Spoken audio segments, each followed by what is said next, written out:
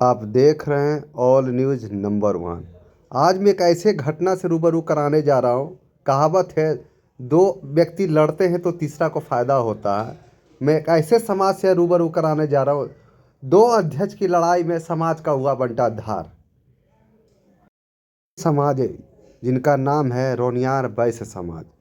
यह समाज दो अध्यक्ष की लड़ाई में पिस रहा है। समाज कंफ्यूज है, हम जाएं तो किधर जाएं।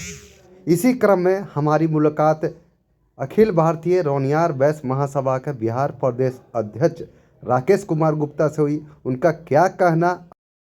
साथ ही साथ 17 तारीख को रोनियार होली मिलन समारोह सह पारिवारिक समारोह का कार्यक्रम रोनियार धर्मशाला फ्रेजर रोड में किया गया है। आप सादर निमंत्रित थे। इससे रिलेटेड भी उन्हें प्रार्थना किया कि आप सादर निमंत्रित थे। आप आइए, एक रिपोर्ट। जी बताइए, होली मिलन समारोह आप करा रहे हैं, क्या कहना चाहते हैं? हम लोग अखिल भारतीय रोनियार वैश्य महासभा के अंतर्गत 17/3/2024 को पटना के रोनियार धर्मशाला गांधी मैदान, जो राधा कृष्ण मंदिर आगे है हम लोग का और पीछे का पोजीशन है रोनियार धर्मशाला का, उसी में रोनियार धर्मशाला के प्रांगण में हम लोगों ने होली मिलन समारोह एवं पारिवारिक होली मिलन समारोह और सम्मान समारोह का कार्यक्रम रखा है। हम लोग के जो जिला से, प्रदेश से जो भी लोग आएंगे उनका सम्मान करते हुए हम लोगों ने रंगारंग सांस्कृतिक कार्यक्रम का प्रयोजन रखा है, जिसमें हम लोग राधा कृष्ण के फूलों की होली और महादेव का भस्म आरती करवाने का कार्यक्रम कराएंगे।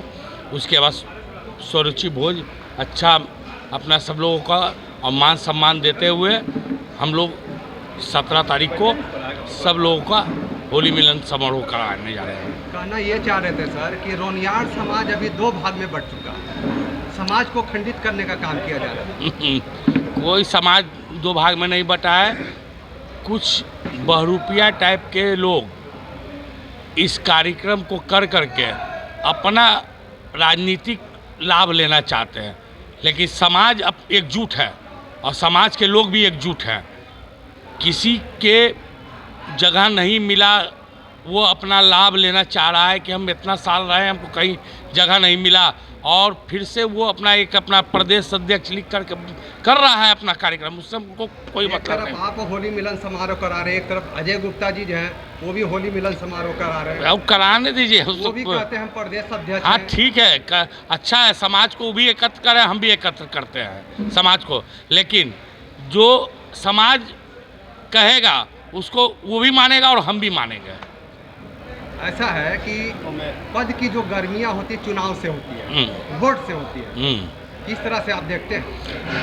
देखिए, पद क्या होता है सर, काम करने वाला का चेहरा चमकता है, और समाज जिसके साथ गोलबंद होना चाहता है वो समाज ही बता देगा कि किस तरह से चुनाव में हम लोग बात हो रही है सर रोनियार समाज का। रोनियार समाज दो भाग में बढ़ चुका है। रोनियार समाज कहीं दो भाग में नहीं बटा है। बोले तो कि कुछ असामाजिक तत्व मिल करके इस समाज को बांटने का कोशिश कर रहे हैं, लेकिन समाज कहीं बट नहीं रहा है, समाज के लोग कहीं नहीं बट रहे हैं। समाज आज भी एक था और कल भी एक रहेगा, और ये असामाजिक तत्व अपने आप धूमिल हो जाएंगे। अपना परिचय बताओ। राकेश गुप्ता, बिहार प्रदेश अध्यक्ष, अखिल भारतीय रोनियार वैश्य महासभा। आज हमारे बीच रोनियार समाज के सक्रिय कार्यकर्ता मुन्ना जी हैं। इनको कुछ लोग उड़ता परिंदा के नाम से भी जानते हैं। आइए मैं उनसे रूबरू कराना चाहता हूँ। रोनियार समाज में जो भी छीछा लेदर की कहानी चल रही है, दो गुट में बंटने की कहानी चल रही है, हमारे पूर्वज लोग ने महासभा को कितना सीज करके खड़ा किया, लेकिन आज मैं देख रहा हूँ दो भाग में बंट चुके हैं। आइए क्या कहना उनसे जवानी सुनते हैं। आपको धन्यवाद। और आपने एक सही प्रश्न पूछा कि हमारा समाज जो है दो भाग में बटा है, लेकिन जो भी भ्रामक प्रचार कर रहे हैं कि हमारा समाज दो भागों में बटा है, मैं उनके लिए दो शब्द बोलना चाहता हूं कि मेरा समाज न बटा है न भविष्य में बटेगा, और पूर्व से आज तक हमारा समाज एक रहा है। कुछ व्यक्तिवाद जो अपनी राजनीति लाभ लेने के लिए हमारे समाज में भ्रामक प्रचार कर करके और ये रूमर उठाते हैं कि हमारा समाज दो भाग में बटा, मैं उसकी निंदा करता हूँ। आपने सही बोला कि बिहार प्रदेश में 2 अध्यक्ष हैं, लेकिन कभी आपने उन अध्यक्षों से पूछने का काम किया जो 8 वर्ष पूर्व में बिहार प्रदेश के अध्यक्ष रह चुके थे? वो अपने कार्यकाल में अपने रोनियार समाज को कितनी उपलब्धियां स्थापित कराए? 8 वर्षों में मैं राष्ट्रीय संगठन मंत्री मुन्ना कुमार गुप्ता, अखिल भारतीय रोनियार वैश्य महासभा, उनको खुली चुनौती देता हूं कि 8 वर्षों के कार्यकाल का एक भी क्यों ही कार्यों को समाज को दिखलाए, मैं आजीवन अपने समाज से संन्यास ले लूँगा। जो व्यक्ति 8 वर्षों में एक जिला का गठन नहीं कर सका, वो व्यक्ति एक सक्षम नेतृत्वकर्ता बिहार प्रदेश अध्यक्ष राकेश कुमार गुप्ता जो है, अपने 6 महीना के कार्यकाल भी नहीं उन्होंने किया और पूरे बिहार में जाकर के भ्रमण कर करके हमारे समाज को जगाने का काम किया और लोगों को जोड़ने का काम किया।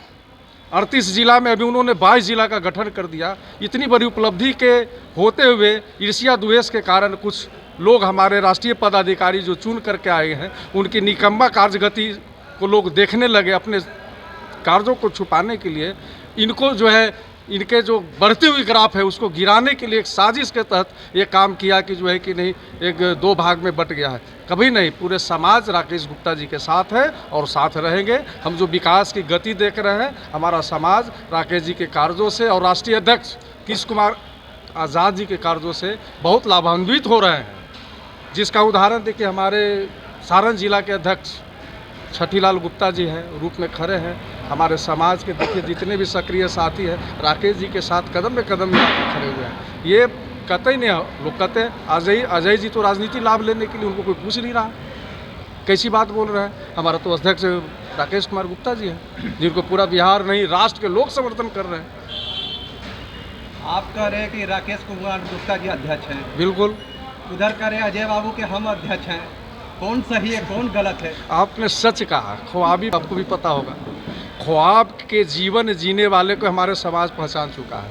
उनके मेरे पूरे बिहार प्रदेश के जिला अध्यक्ष, प्रखंड अध्यक्ष उनको नकार दिया है, जिसका आपको सुखद परिणाम 17 तारीख को जो हमारा समाज रोनियार पारिवारिक होली मिलन समारोह, सह सम्मान समारोह, जिसमें राष्ट्र के लोग आ रहे हैं, पूरे राष्ट्र के लोग, बिहार प्रदेश करा रही है, लेकिन उसमें पार्टिसिपेट राष्ट्र के लोग करने आ रहे हैं। वहीं पे उनकी करारी जवाब उस कार्यक्रम से मिल जाएगा। देखिए, रोनियार समाज अभी कंफ्यूजन में है। एक समय था डीजीपी अशोक कुमार गुप्ता और हेमंत जी में लड़ाई चल रही थी। उसके बाद फिर चुनाव हुआ। चुनाव के बाद सरवन जी जो गर्दनीबाग में लोकतांत्रिक ढंग से चुनाव हुआ, उसके बाद सरवन बाबू बने, फिर कृष्ण कुमार आज़ाद जी बन गए। क्या हो रहा है समाज में? आपने सही पूछा। व्यक्ति और समाज दोनों एक दूसरे का पूरक होता है।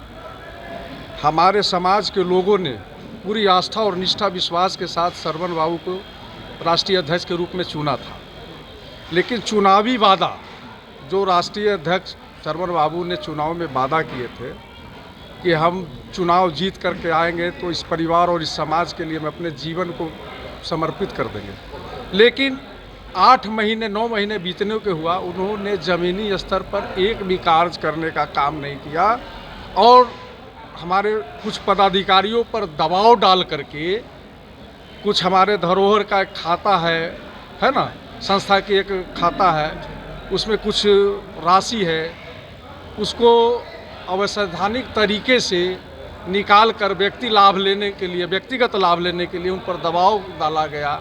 उस पर उन्होंने कोषाध्यक्ष महोदय ने एक सिरे से नकार दिया, जिसके कारण से आज विवाद हुई कि असंवैधानिक तरीके से कोषाध्यक्ष को जो है वो पदच्युत कर दिए।